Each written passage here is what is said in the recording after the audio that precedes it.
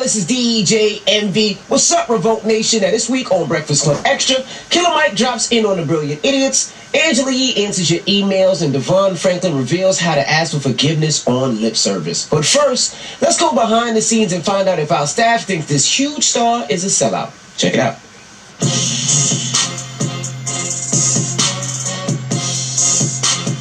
Colin Kaepernick definitely didn't sell out. I think he just got the money that was owed to him. I mean, the NFL been holding him out from the league from making his money, so the money he made in the lawsuit was only right that he deserved it with him and Eric Reed. I think he's still going to bring awareness to police brutality and everything else like that. I think he's still going to stick up for what he believes is right. And, I don't think he's a sellout. Absolutely not. I believe that he set out to raise awareness about police brutality, and that's what he set out to do, and that's what he did. It wasn't about a deal. It wasn't about him versus the NFL. I feel like people saying that he's a sellout don't realize that all of this got blown out of proportion. This wasn't his intentions from jump, and his intentions from jump, I believe that he was successful with, raising awareness about police brutality. So in regards to Kaepernick, I think there's not enough details on the case that's out yet. We don't know how much money he got. We don't know if he's going to be on a team. I think if he joins a team, that's going to answer a lot of questions. At the same time, I don't want to give a definite answer on this question because there's not enough information. I'd love to see him play, though. I don't think Colin Kaepernick is a sellout. I can see why people are saying it, because how he was protesting the NFL, and now that he got signed, it's like, oh, I'm in there, whatever. But he always wanted to play for the league still. And now he just gave money for it. He can still protest and still feel the same way, so just get that bag.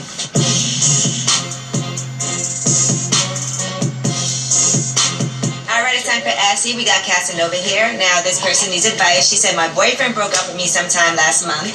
It's my fault. I was cheating and doing things I shouldn't. We were together on and off for the last 3 years, but I really want him back and I miss him.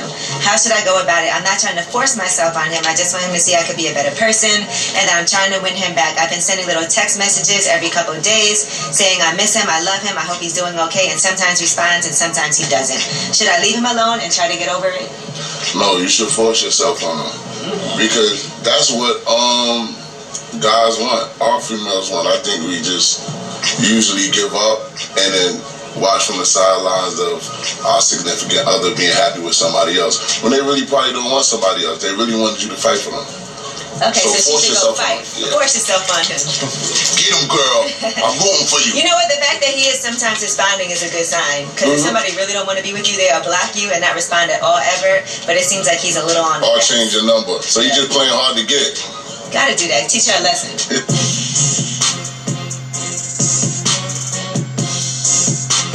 I fought back. The vast majority of people have been supportive and loving and understanding. And then as time has gone on, why do you think you were targeted? This is what they did to me. They tried to motion me. I want them to be able to look at people like Shaquille O'Neal and how ashy he is and how f***ed up his feet is and understand that you have a support base. Just because I can write weak on my arm, that doesn't mean that I'm weak. I'm just ashy.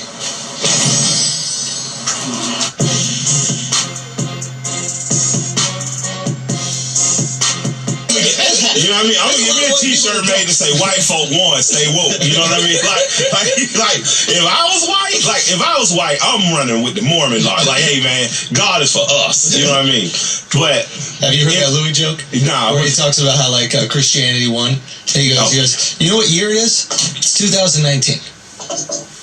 Christianity won. It won. We've been here longer than 2019 years. It's her, bro. But they basically said, hey, time started. Yeah, absolutely.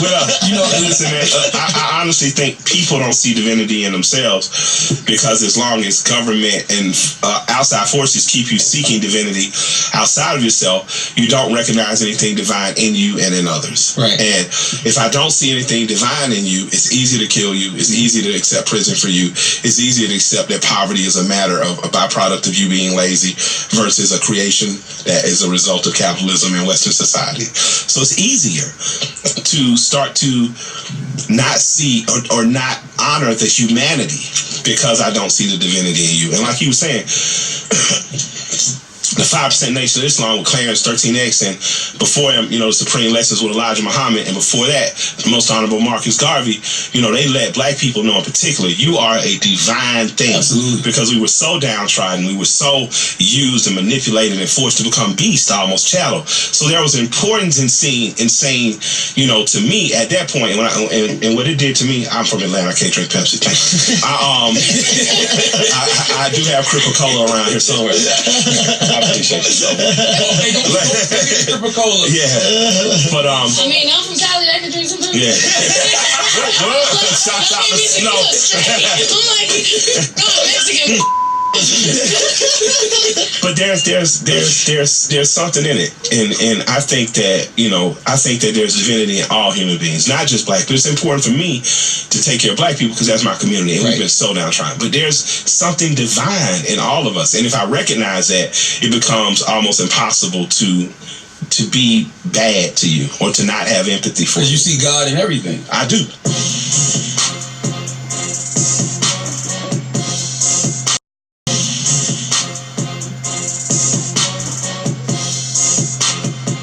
When I've hurt somebody, I have to own it. I have to be accountable. And I got to say, okay, baby, listen, if you need me to say sorry every day, that's what I'll do. Hey. Whatever you need me to do to get you to a place of healing and wholeness and trust, then as the man, if you have violated that trust, you got to commit to it and do it.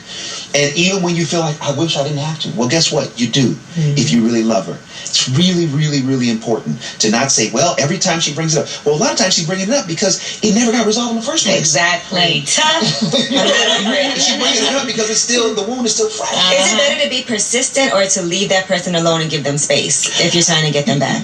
I honestly think if you're sincere about it, I think persistence is important because even when someone's mad at you, that persistence still lets them know you care. And even if a woman says, hey, I need space, you can still give them space without, being overbearing or becoming a stalker, but to still say, hey, I love you. I want to work this out. I'm here. I'm sorry. Forgive me. There's a way to do that without it veering into the territory of abuse.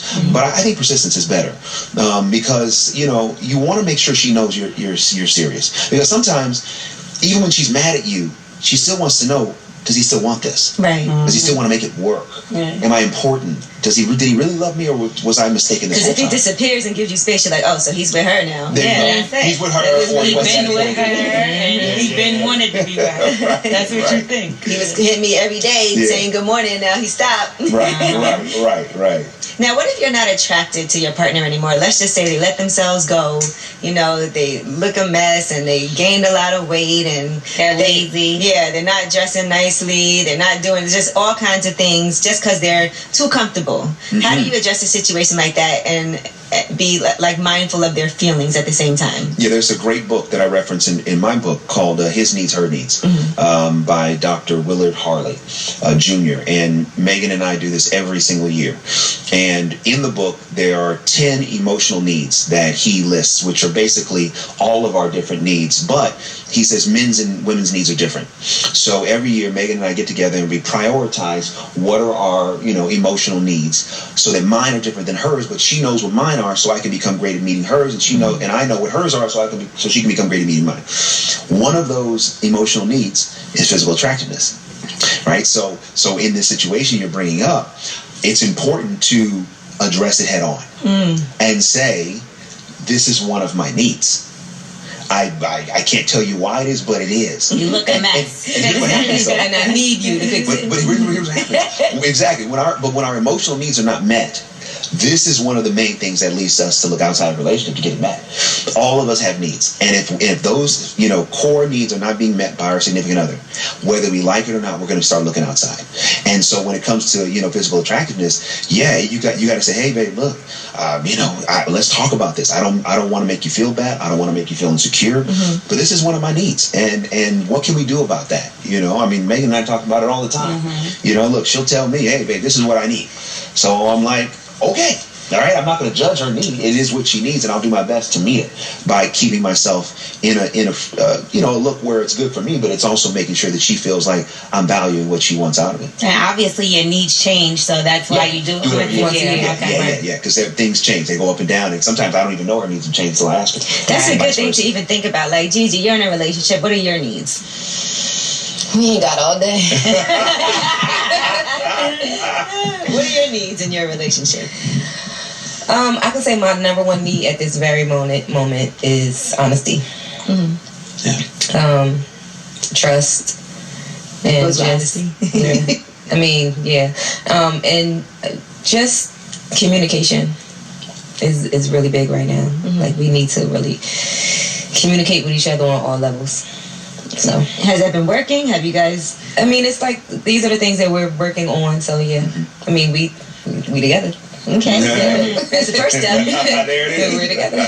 Now, there's a quiz in here, L'Oreal. For women, are you dealing with the dog? Okay, because L'Oreal, you're single, right? Yeah, I'm single. Okay. So, and I would love, Devon, for you to weigh in on some of her answers here. Okay. Okay, if you're single, when you go on a date, is sex your date's main objective? My date? Yeah. Is it his main objective? No, it shouldn't be. But is not if we're on a date together. No, I'm not just gonna go out on a date with somebody that just wants to have sex. But he probably does want to have sex like every other guy. So yes, Devon, jump in here, Devon. Is that true? So yes, I do think every guy wants to have sex. I think every guy wants to have sex too. Yeah, but it's the difference between wanting sex, but it's the main objective from what he wants from you in that moment. No, because then he wouldn't take me on a date. He would just try to come to my house or something. Oh, really? Yeah. And so I feel like a date is more like you want to get to know somebody a little bit. See, this or is why I spend wrote quality the book. time. Because I'm totally or spend that quality time with that person. Trying to woo you. I mean, listen. You're meeting a representative. Well, that's why, in the book, as you all know, I mean, love is the master, right? So every man has love and lust. Love is the master. Lust is the dog. So you have to master the dog. And a lot of men will lead with the master, but it's secretly they're really going with the dog. The dog is really their city. So, like, for example, one of the I sent out a bunch of early copies, and so there was a young woman who read the book, and she said, "Wow, I got a true testimony I got to give." She said, I went on this guy, on the first day we prayed together. Oh man, he showed me the master. I really don't trust him. Right. Guess what? It didn't take long. The third date, he was, it was revealed that all he wanted was sex, right? So even though he took her out and all that, it was only about, they went to church all that, man. You know what he was praying for? He was praying for that movie. But by the third date, it was clear what he wanted. And so she said, because she read the book, it actually gave her the information she needed to navigate the situation. Instead of being mad, upset, disappointed, she's like, oh, got it. This is what's really going on. This is what you really want. And that's not what I'm into right now. So as a result, it actually gave her the ability to deal with it in a more constructive way than how she said she normally would have dealt with it. So in that situation, some men, their MO may be all that, the dating and the taking out and the spending money, but they still have the same objective that other men who may be more upfront about it would have. Yeah. So you got to sometimes give it time to see, is this man really, who I think, or does he really want what most men do?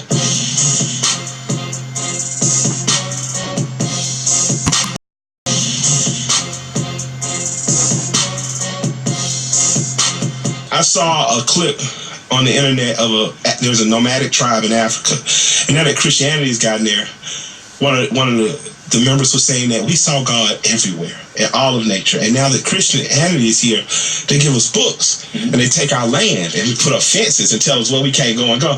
That's wrong. I don't care what religion you serve, what you think is right. It's wrong to put a system of capitalism and land and in terms of people who lived 10, 20,000 years without that and saw God in all around them. And I think that's our problem. We see God in everything except what God has given us. God didn't give you the picture of any divine thing, whether it's you white and following a yogi or you black following like Jesus. God gave you trees, gave you grass, gave you other human beings. You know what I mean? I don't even believe God's a man. In our room, our prayer room, in my house, God is represented as a woman, as a black woman. Right. You know what I mean? So I don't even. Why do you choose God to be a woman? Why do I didn't choose God to be a woman. Or why is it in your house? Well, who's the first God to you as a child? Well, the person who creates life is a woman. I see that. Yeah, I see divinity in that for sure. Yeah, it's very simple, like in terms of that. But even to get down to scientific fact, we know that we're all females in the womb first. Right. Until the change was the Y chromosome that changed. Testosterone, until that. You're just talking about having. Yeah. So the first thing, you know, if we are made in the image of God, the first human beings are women. The first original man and woman on earth, black women and men. Right. So you know, therefore, God is a black woman. You know what's so interesting about that? Like now when I be talking about God and I'll just say him because that's what I've been doing my whole life. For whatever reason, I'll be like, or her. Yeah. And I don't even know why I just naturally started saying that. Like I just don't want to dismiss the fact that it's possible. It's impossible God is not a woman or a feminine energy or force. Yeah. Because as a man, you can give life, you know, but you can't create, you can't hold, you can't foster, you know what I mean? So in my household, a woman is honored as a God. One thing you did on Trigger Warning that I thought was so dope, you showed how easy it is to create a cult-like following through religion. Yeah, absolutely. The Book of Sleep. Yep, Sleepy. Absolutely. Yeah, absolutely. Sleepy is a friend of mine I did all my hood rat and crime with as a child. And he's one of the most morally good people I've ever met. I was frustrated and tired and coming off a high this morning when I did Breakfast Club and I had to have on shades and just like, man. And Sleep is the first call of the day. Bruh, what's up? Bruh, what's up? Bruh. Hey, man, we here. We ain't have to kill nobody. We ain't robbing nobody. We ain't lying. We ain't up our word in the street. God is good, bro. Thank you, Sleep. God is good, bro. Thanks. God is good, bro. You hear me? God is good.